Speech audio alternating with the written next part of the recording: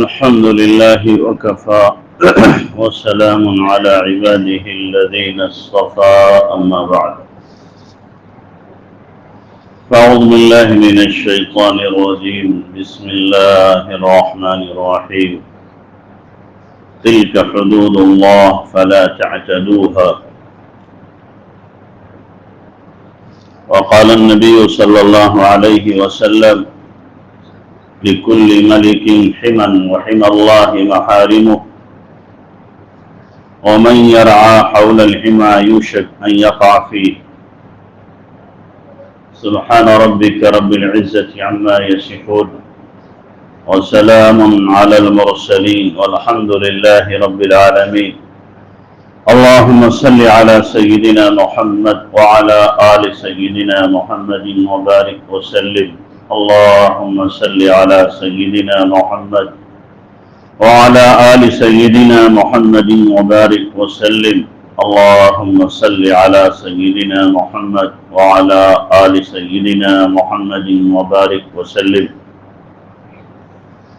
میرے محترم بھائیو بزرگوں، پچھلے ہفتے بتلایا تھا کہ شریعت نے ہر چیز میں حد مقرر کی ہے، افراط و تفریط سے منع کیا ہے، راہ اعتدال کو اپنانے کا حکم دیا ہے، اس لیے کہ یہ امت ہی وسط ہے۔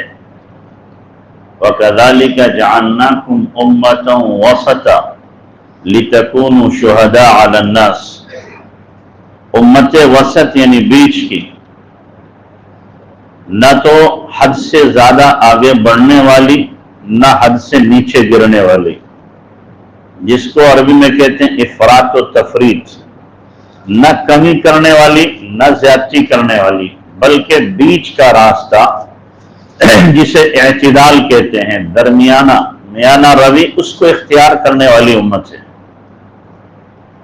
موسیٰ علیہ السلام کی امت حد سے آگے بڑھ گئی تھی، انہوں نے افراط کی تھی، سوالات پر سوال کیے جس کی وجہ سے ان پر سختیاں آتی گئیں۔ عیسیٰ علیہ السلام کی امت نے تفریط کی، کمی کی، جس کی وجہ سے وہ بھی زیادہ حق سے ہٹ گئے، سیدھے راستے سے ہٹ گئے۔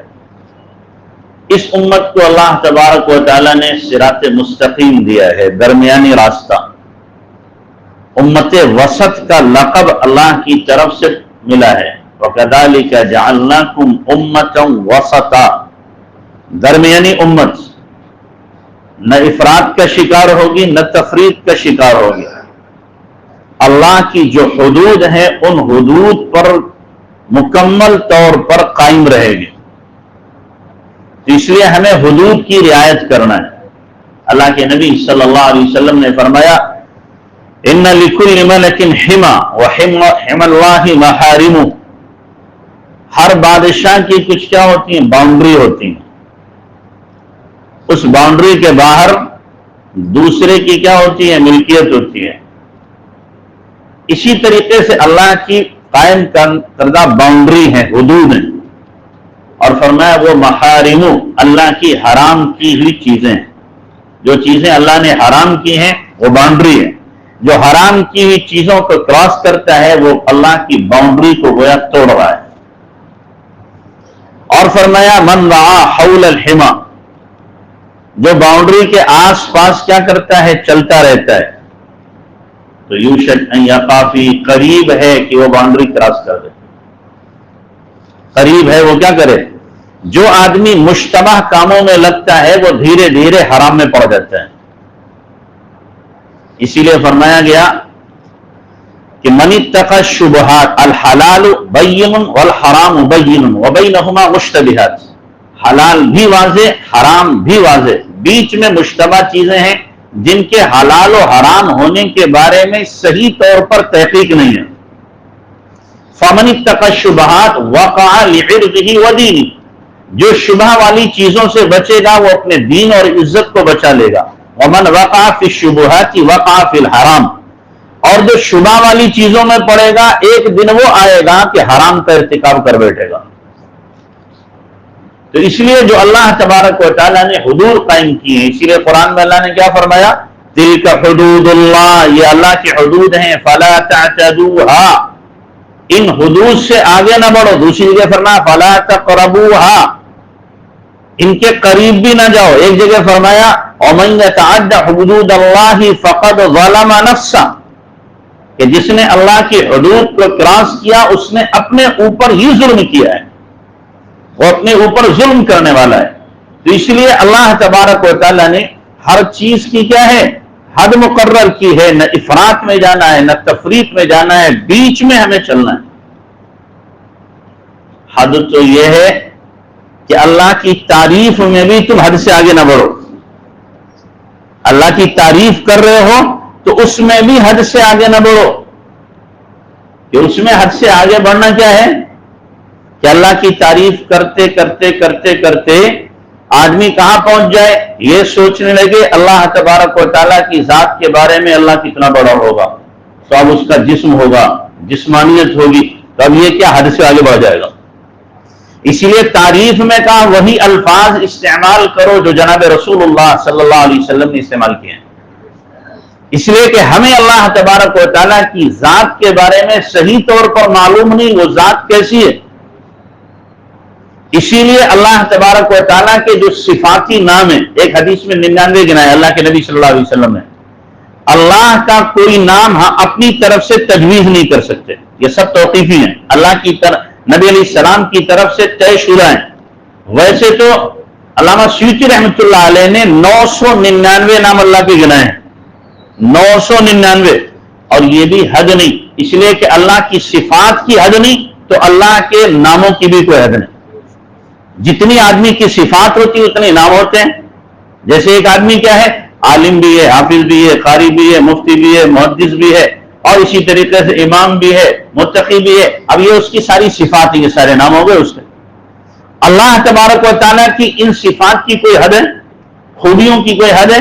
جتنی اللہ کی خوبیاں اتنے اللہ کے نام ہیں، اور اللہ کی خوبیوں کی حد نہیں تو اس کے ناموں کی بھی کوئی حد نہیں ہے۔ اچھے اچھے کچھ نام اللہ کے نبی جناب رسول اللہ صلی اللہ علیہ وسلم نے ہمیں کیا کیے ہیں؟ بتا دیے ہیں، لیکن ہم اپنی طرف سے کوئی نام اللہ کے لیے تجویز نہیں کر سکتے۔ اسی لیے اللہ کو حکیم تو کہہ سکتے ہیں، طبیب نہیں کہہ سکتے۔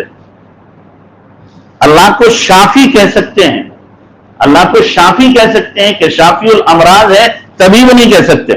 حالانکہ کام دونوں کا ایک بظاہر نظر آتا ہے، لیکن نہیں، یہ شافی حدیث میں موجود ہے۔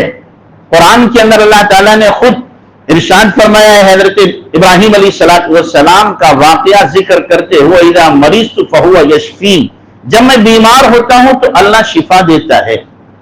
تو جو اسماء اللہ تعالیٰ کے حدیث کے اندر، قرآن کے اندر ذکر کیے ہم وہی لے سکتے ہیں، اس کے علاوہ دوسرا نام نہیں لے سکتے۔ تو یہ حدود ہیں جو اللہ تبارک و تعالیٰ نے کیا کی ہیں؟ مقرر کی ہیں۔ اسی طریقے سے اعمال باطنہ میں بھی حدود ہیں، اعمال باطنہ میں بھی حدود ہیں۔ مثال کے طور پر خوف ہے، خشیت ہے، کتنا خوف آدمی کے اندر ہو، اتنا خوف نہ ہو کہ نا امیدی کو پہنچ جائے۔ بعض مرتبہ خوف بڑھتے بڑھتے کہاں تک پہنچتا ہے؟ نا امیدی تک پہنچ جاتا ہے، اور نا امیدی آدمی کو کفر تک پہنچا دیتی ہے۔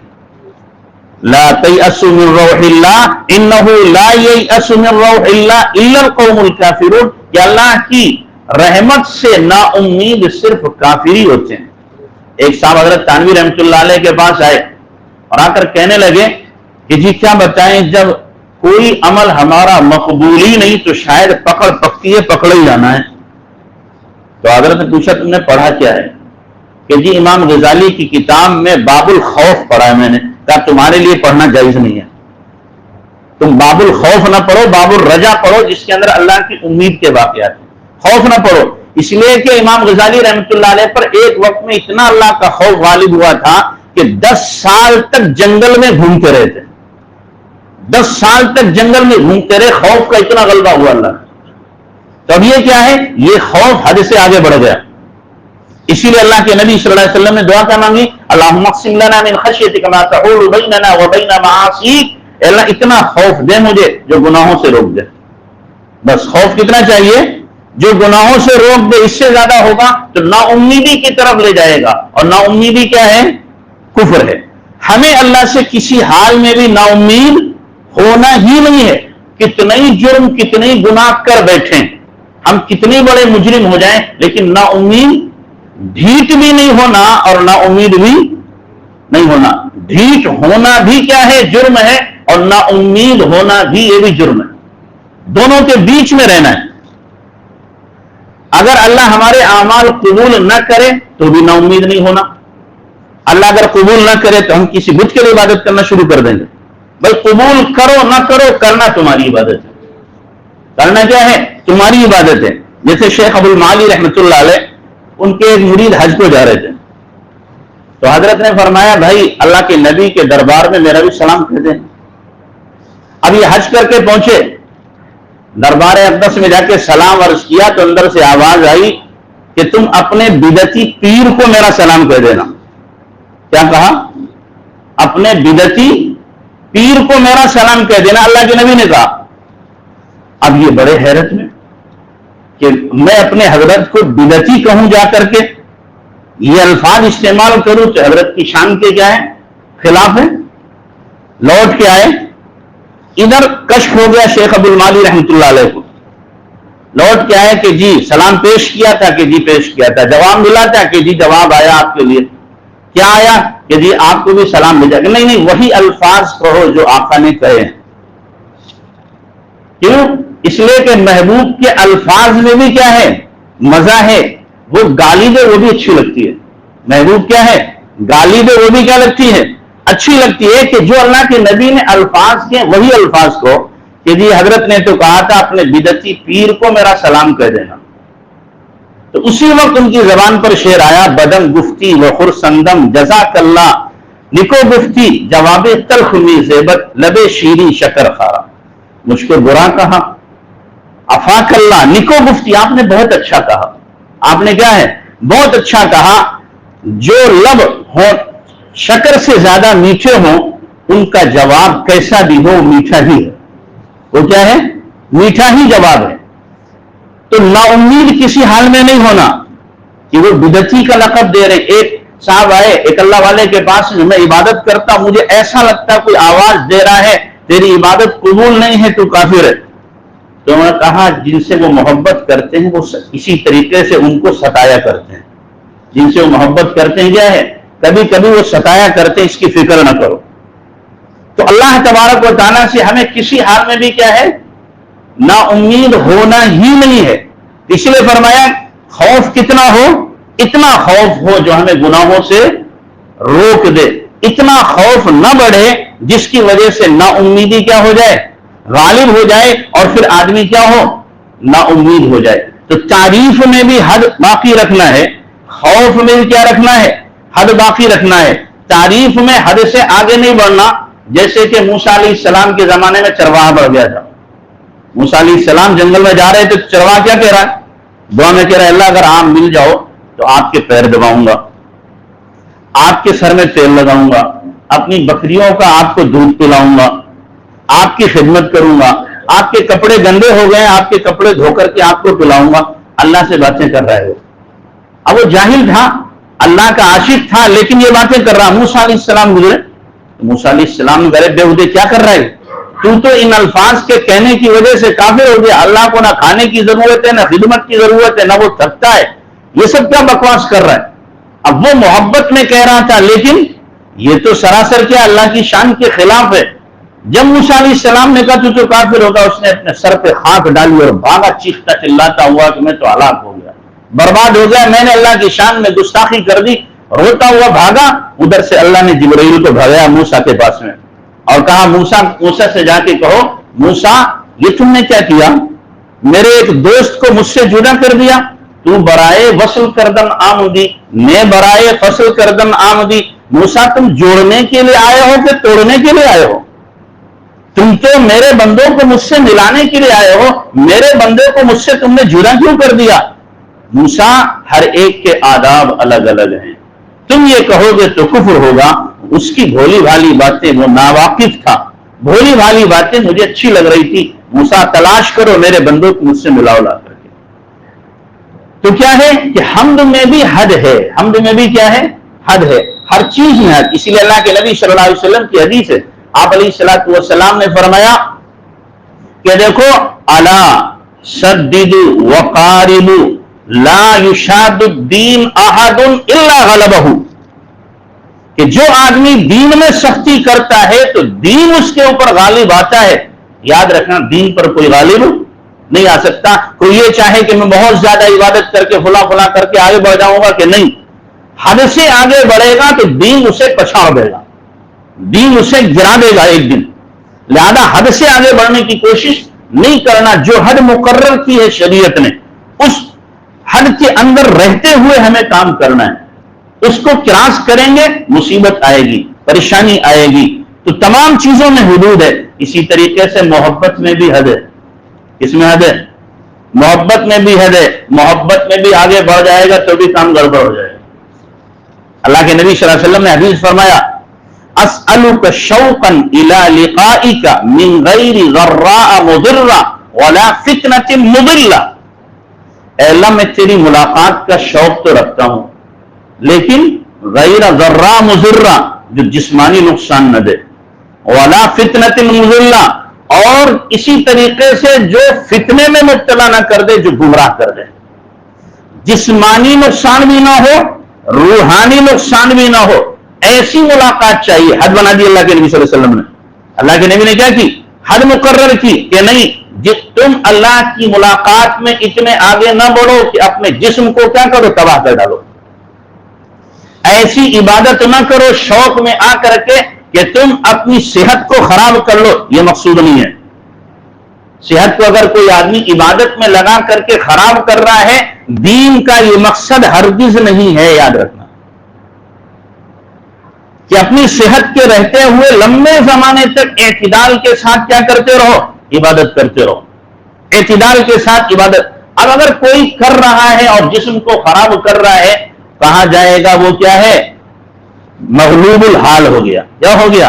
مغلوب الحال ہو گیا.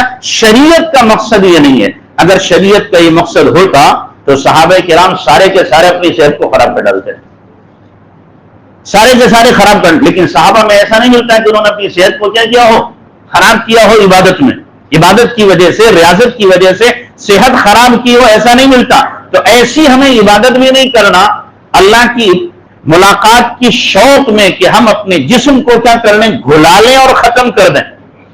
اور ایسا بھی شوق نہیں رکھنا کہ ہمارا عقیدہ متزلزل ہو جائے اللہ کے بارے میں, عقیدے کے اندر فرق آ جائے. ایسا بھی نہیں کرنا. جیسے موسیٰ علیہ الصلوۃ والسلام نے اللہ سے کیا ہے, درخواست لگا دی, ربی ارنی انظر الیک, اللہ دیکھنا چاہتا ہوں. اللہ نے کہا نہیں دیکھ سکتے. نہیں, اللہ دیکھنا چاہتا ہوں. تو اللہ تعالیٰ نے جب زیادہ ہی منظر کی تو اللہ نے کہا انظر الی الجبل فإن استقر مکانہ فسوف ترانی. پہاڑ کو دیکھو, اگر یہ اپنی جگہ پر ٹل گیا اور میری تجلیات کو اس نے جھیل لیا تو تم بھی مجھے دیکھ لو گے. ڈالی جو تجلی اللہ تبارک و تعالیٰ نے تو سارا کا سارا پہاڑ سرما بن گیا. فلما تجلی ربہ جعلہ دکا وخر موسیٰ صیقا. موسیٰ بے ہوش ہو کے دھڑام سے گر گئے. اللہ نے کہا موسیٰ کہا نہیں تھا تم برداشت نہیں کر سکتے, مانے نہیں تم. اگر کوئی آدمی یہاں بھی یہ کہے کہ میں اللہ کو دیکھنا چاہتا ہوں تو باولا ہے, پاگل ہے, وہ دیوانہ, اس کا دماغ خراب ہو گیا ہے. اللہ قرآن میں صاف اعلان کر رہا ہے لا تدرک الابصار وہو یدرک الابصار وہو اللطیف الخبیر. اللہ کو دیکھا نہیں جا سکتا, اللہ ہر ایک کو دیکھتا ہے. کوئی آنکھ اتنی طاقتور نہیں ہے کہ جو اللہ کا دیدار کر سکے, جو اللہ کو دیکھ سکے. تو حد مقرر کر دی اللہ کے نبی جناب رسول اللہ صلی اللہ علیہ وسلم نے کہ دیکھو اس میں بھی حد ہے, محبت میں بھی کیا حد ہے. اب کوئی آدمی محبت میں اللہ کے نبی صلی اللہ علیہ وسلم کی محبت میں غالب آ گیا, اور غالب اتنا آیا کہ اس کی زبان سے کوئی ایسا کلمہ نکل گیا جس کی وجہ سے دوسرے انبیاء کی شان میں بے ادبی ہوتی ہے, تو یہ محبت میں کیا ہے, حد کو کراس کرنے والا ہے. اسی لیے اللہ کے نبی علیہ السلام نے کیا فرمایا, لا تطرونی کما اطرت النصارى, کہ دیکھو مجھے ایسے آگے نہ بڑھانا جیسے کہ عیسائیوں نے عیسیٰ علیہ السلام کو آگے بڑھایا اور کیا کہہ دیا, عیسیٰ اللہ کے بیٹے ہیں. اور پھر آپ نے فرمایا دیکھو سنو, انی عبداللہ ورسولہ, میں اللہ کا بندہ اس کا رسول ہوں, مجھے اس سے آگے بڑھانے کی ضرورت نہیں ہے. تو حد مقرر کر دی. اسی لیے اللہ کے نبی صلی اللہ علیہ وسلم نے کیا فرمایا, لا تتخذوا قبری عیدا یعبد وثنا یعبد, کہ دیکھو میری قبر کو کہیں بت بنا کے پوجنا نہ شروع کر دینا کہ محبت غالب آئی، جیسے پیروں کی محبت غالب ہوتی ہے تو قبروں کو سجدہ شروع کر دیتے ہیں. تو کہیں نبی سے بڑا پیر کون ہو سکتا ہے؟ سب سے بڑے کون ہیں؟ اللہ کے نبی صلی اللہ علیہ وسلم ہے. اور نبی کی محبت سے زیادہ کسی پیر کی محبت کسی کے دل میں ہو ہی نہیں سکتی. اور اگر کسی پیر کی محبت دل میں نبی سے زیادہ ہے تو اپنے ایمان میں خطرہ ہے، اس کے ایمان جائے گا اس سے. سب سے زیادہ نبی کی محبت اللہ کے بعد اگر کسی کے دل میں ہے. اب نبی کی قبر پہ جا کر کے محبت میں کوئی آدمی مغلوب ہو کر سجدہ کر لے تو اللہ کے نبی نے پہلے ہی منع کر دیا، نہ لا تجعلوا قبری وثنا، میری قبر کو تم بت مت بتا نہ دینا کہ تم اس کی کیا کرو، عبادت کرو. تو محبت میں بھی کیا ہے؟ ایک حد ہے.